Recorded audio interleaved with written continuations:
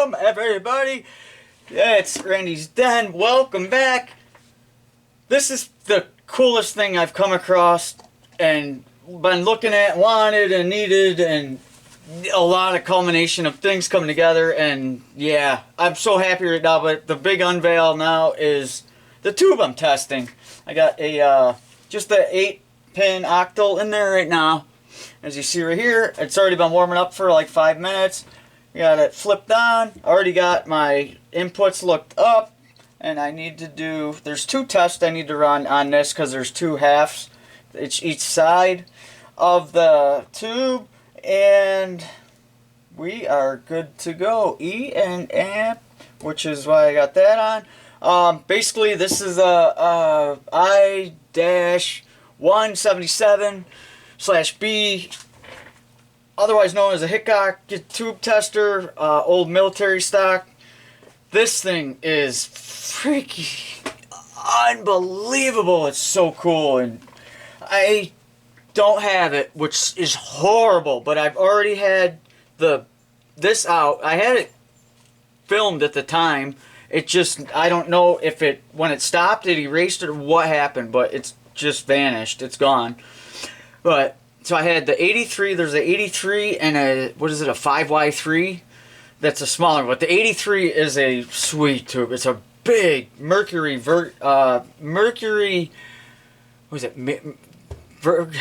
vapor rectifier tube. And it gets hot, and that's what these are famous for running on, but over time they get hot. And this tube actually, I had it perfect on film too, do it. When I had my other tester to test it, I'm like, oh, I don't know, because I got to calibrate it's a bunked up tester and all this and that, and all of a sudden I'm looking and it's like cloudy. It looks like it's like smoky inside, a little bit cloudy, and all of a sudden it just went whoosh, and it was totally clear. And is what that is, it's the mercury vapor inside there. It gets superheated. Not superheated, but heated up enough to where the electrons get going, and it actually makes a transformation in the vacuum, and it clears out. And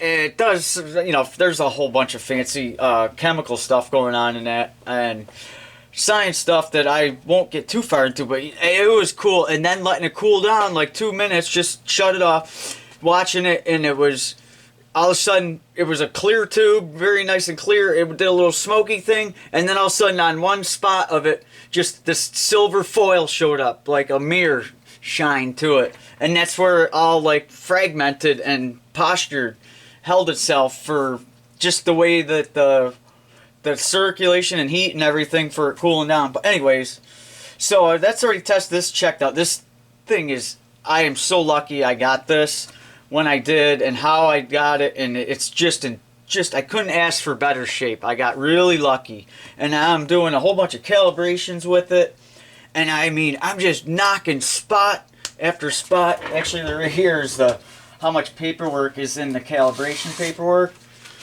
going through for each thing, for the shorts, for the this, for the that, and it's crazy. And this thing's just nailing it, like, left and right. And it's almost crazier because I already bought the solid state 83 rectifier along with the matching 5Y3 for it. That are both solid state, and it'll run a lot cooler and this and that, and more efficient and everything else. But man, I almost don't want to change them out now. But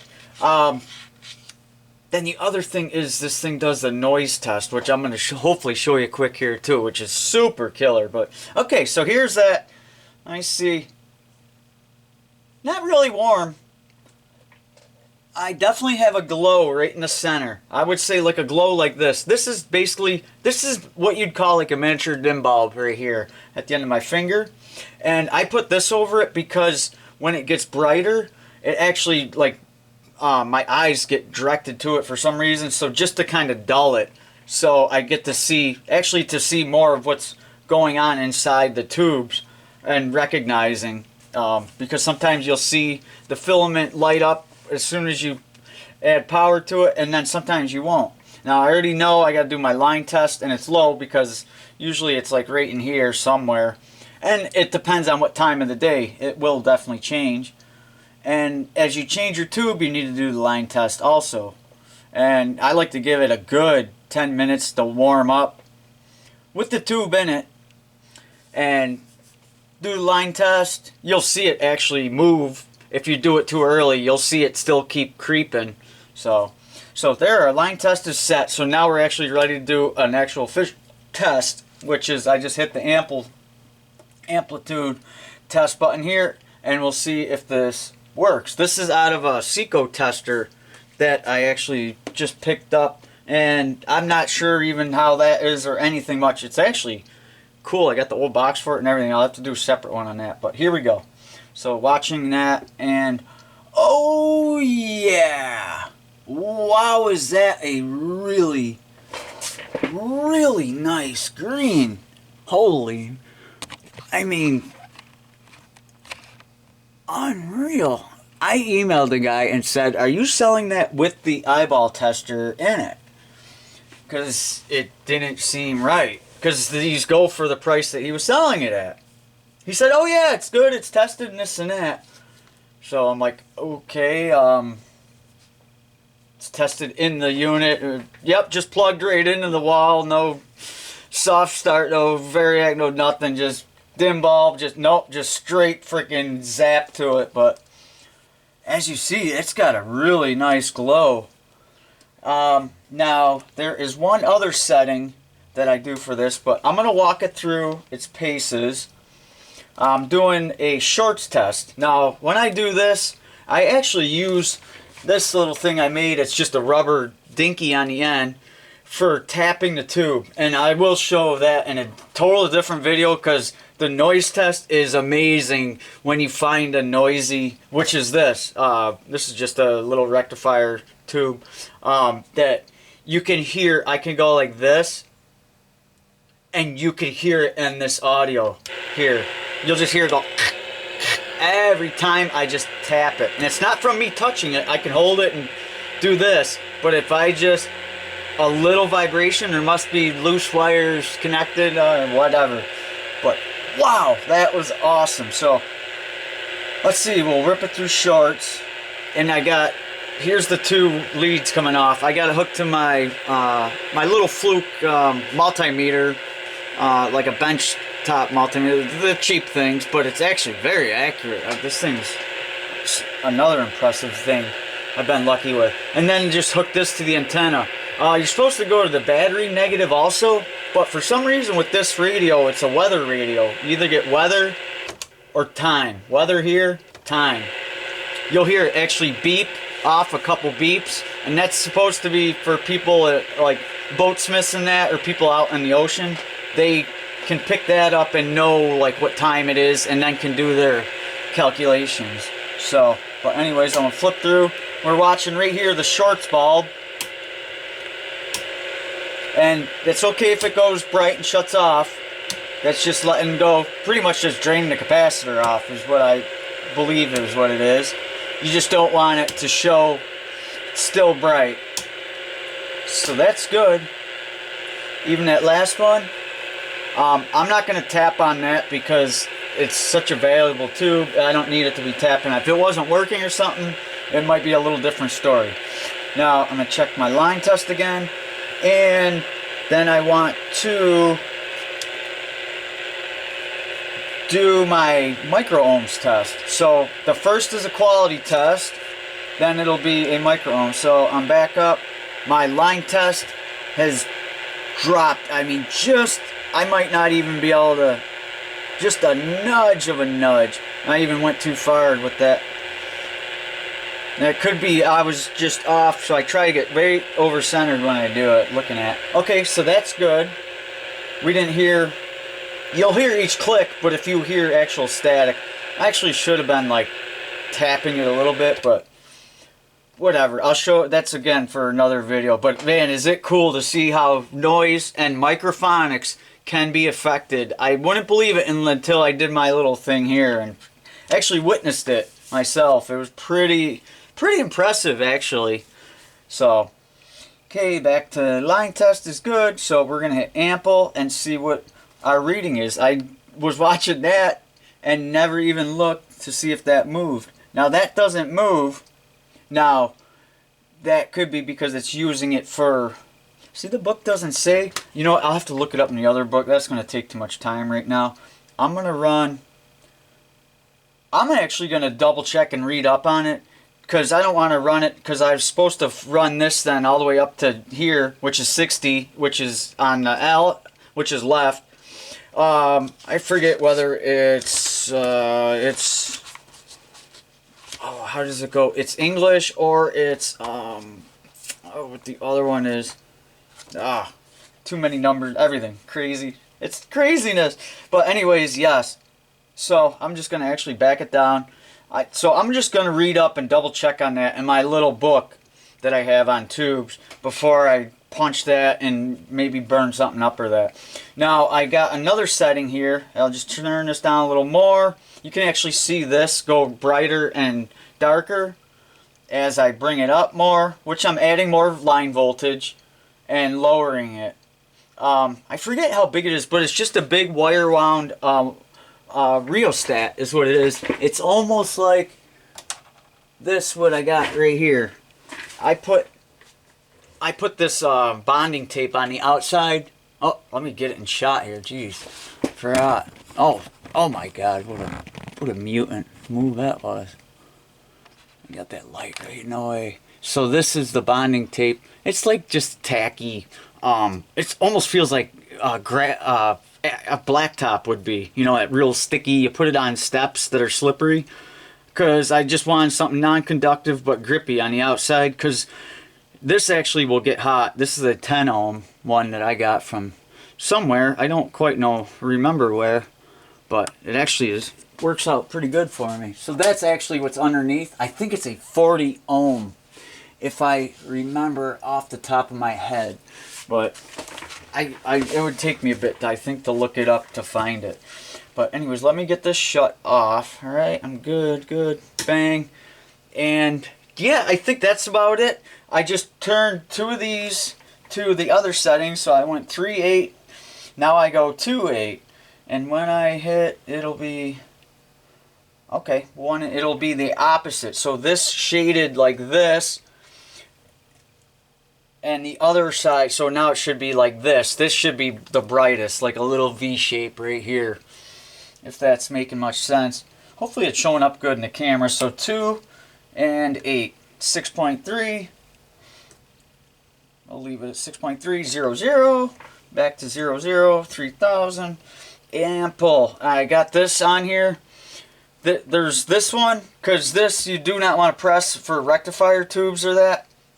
So because it's red, for me especially, I got this little cap here, which is actually, I got to push really hard just to get it to activate, which is what I wanted, because I got this little, it's just a rubber pen covering thing, just a little cutoff, but it fits over each one of these. So when I read and set my numbers, and it says, it could say, well, rectifier 117N7, which is a special one, or diode test, rectifier standard, or test of OZ4 over here, or amplitude test.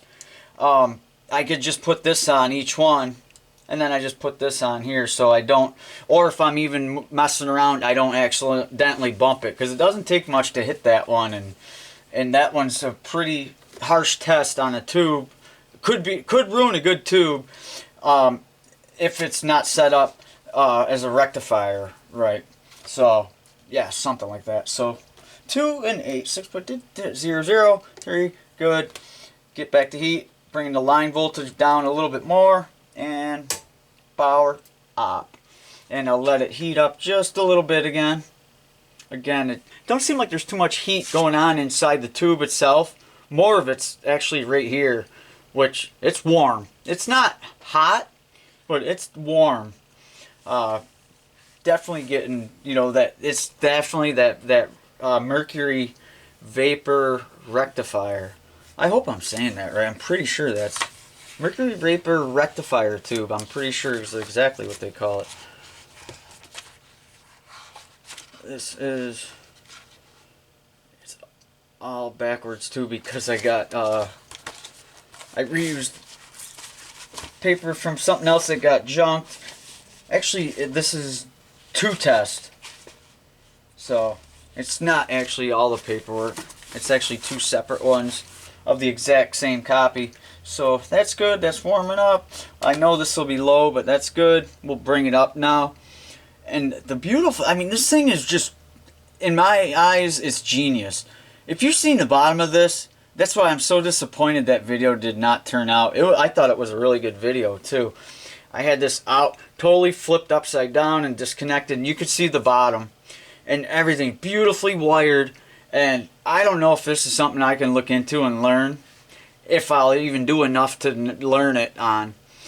They did, instead of like wire ties, they weaved the wire wraps together. Like someone like woven, like they sewed the wires, like they went like around and then like a shoop to, so every like, we'll say 1/4 inch to 3/8 of an inch down the wire wrap on each wrap, where they had to wrap it up and make it look neat because it has to fit. Again, this is even tighter, the tolerances inside here, because the screws then, so it's tight, and that bulbs are big, and it's a big transformer actually too.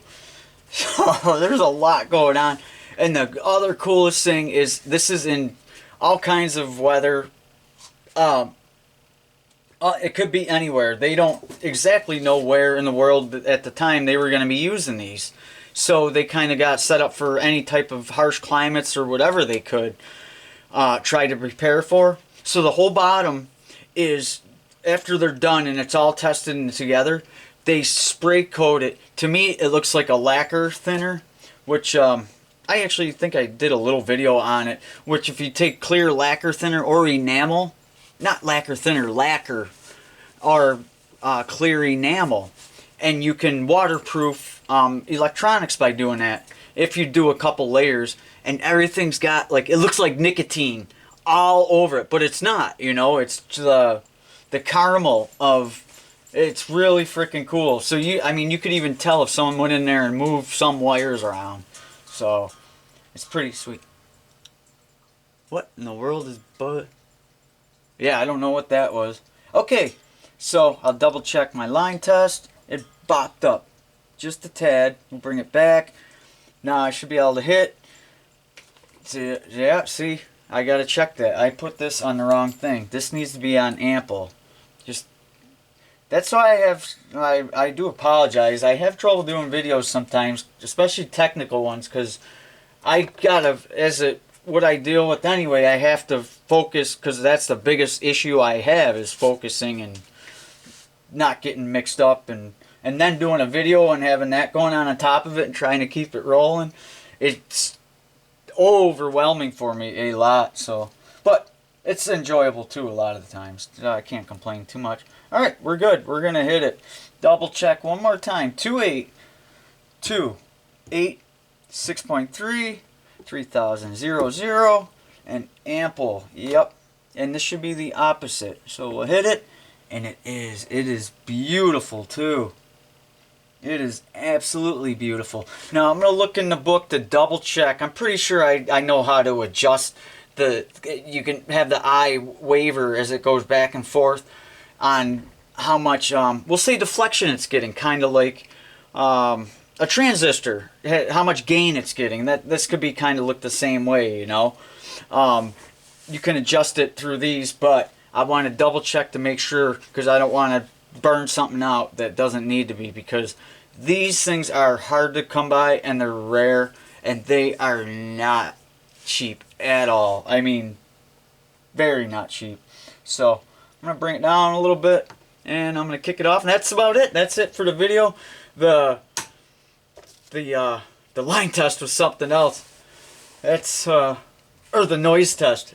That's gonna be the next one to come out, because it's so cool how that works. And it definitely I'm like, noise test. Oh, okay, you're gonna hook it to a radio and you're gonna find, like, how are you gonna be able to tell? And it's so sensitive, it shocked me. So thanks for checking by, everybody.